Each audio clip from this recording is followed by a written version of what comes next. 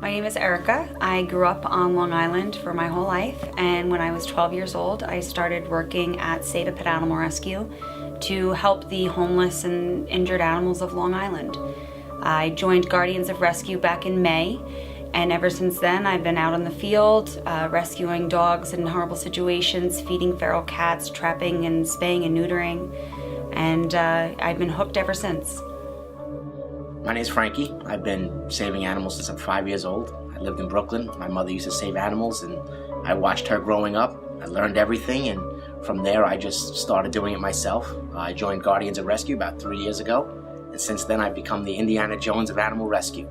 I jump fences, I cut chains, whatever it takes to save an animal, I do it. We're helping everything from cats to dogs to wallabies. I mean, we've been doing it. If it has scales, if it has fur, if it has skin, we'll help it. Because we don't just help animals, we're also helping the people that own the animals as well. Being the voice for the voiceless. Animals can't ask for help, and they can't tell us when they're hurting, they can't tell us when they're hungry, and there are so many people who are neglecting them, and that's what drives us, to get them out of these horrible situations, to rehabilitate them, and then to get them into homes with families and fenced-in yards and 2 meals a day, and that's what drives us. Back in August, we had gotten a call from a landlord who had evicted someone a month prior. The man was a known drug dealer, and there were apparently 2 dogs left on the property, 1 male pit bull outside, and then a female trapped in the basement. And the landlord shared with us that the female was too aggressive, and so they were just throwing scraps of food down the steps to feed her. She was possibly pregnant. The story kept changing. Then he didn't think she was pregnant. So when we got there, we found the male, who was very friendly. We put him in the car. When we opened the cellar doors, the mother came rushing out with teeth showing, missing fur on her back, and nipples to the ground. She was emaciated, and we heard screaming inside. So we leashed her and went down the steps. I turned on my phone to videotape it, and there were puppies everywhere. She had given birth to 11 puppies. One of them was in a pipe, and the oil burner had a leak, and there was diesel fuel all over the floor of the basement. So these 11 puppies were born in diesel fuel.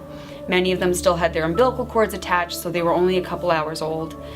We rushed them to his house and cleaned them with Dawn and tried to save them. We lost 5 from the chemical burns. It was in their lungs. Their skin was bleeding. It was horrible. The ones that survived, all of their paws were blistered on the bottom from the chemical burns. But we saved the mom, we saved the dad, and we saved 6 of them. So it was a pretty successful rescue. We were out doing outreach, local outreach out east, and upon getting out there, we were giving out food and collars and all types of stuff that we always do to the area out there. And we heard some barks behind one of the houses, and I asked to go back there, and I was allowed to go back, and what I saw back there was horrible. I saw a dog that looks like it hadn't been fed in about maybe a month. She was totally in bad shape. She had bruises on her face. Her eye was missing. She was involved in a dog fight. The owner of the dogs was nowhere to be found. I knew I had to act suddenly, and what I did was I opened up the pen. I picked the dog up, regardless of her growling or anything. When I held her in my arms, she knew she was safe.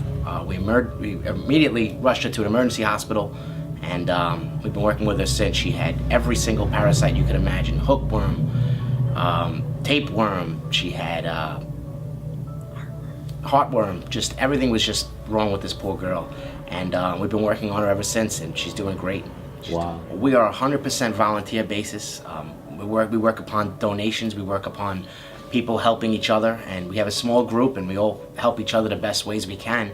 But there's so many other things that we need and have to get the point across to let people know that they can help and they can make a difference also.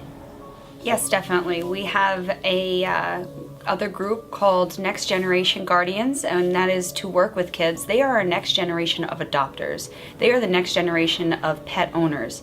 So it's so important to educate them on proper pet care, what animals need to be healthy, how to treat an animal properly, even coming across a stray animal. What are the proper measures to take to ensure your safety and the pet safety? We have different events set up for them. They can fundraise for us, they can get involved and come to events and stuff like that, and we're really interested in getting kids involved in our organization because they are what's coming next. We have a website, it's guardiansofrescue.org, and we're also on Facebook if you look up Guardians of Rescue, and also Junior Guardians, which is becoming the next generation Guardians. Message is, if you see something, say something. If there's abuse going on, please call us, let us know. Also, if there's any donations, blankets, food, anything they can do to help, even fostering, every little bit helps. It's not about just one big thing, it's about a million small things. Every little bit helps. If you can only afford a $5 donation, little do you know that that $5 allows us to purchase a bag of food to give to a family who could not afford to feed their pet that day. It all helps us on a larger scale to save more lives. And when we can get donated food out to these people that can't afford, it stops them from surrendering their animal and the animal ending up in a shelter. So that's why we do what we do every day. That's just the facts. Animals are dying every day because we don't have enough homes for them, and the shelters are full. And if people would spay and neuter their pets, then the overpopulation would be cut dramatically. And I understand with the economy it's real tough, and a lot of people are coming across some hard times, and even though they love their animals, they're still coming across that they just can't afford it. So they can't afford the medical, they can't afford the food. When the animal gets sick, they can't afford to take it to the vet. So that's why we're there to try to help and help keep the animal in the home, hence helping animals and helping people.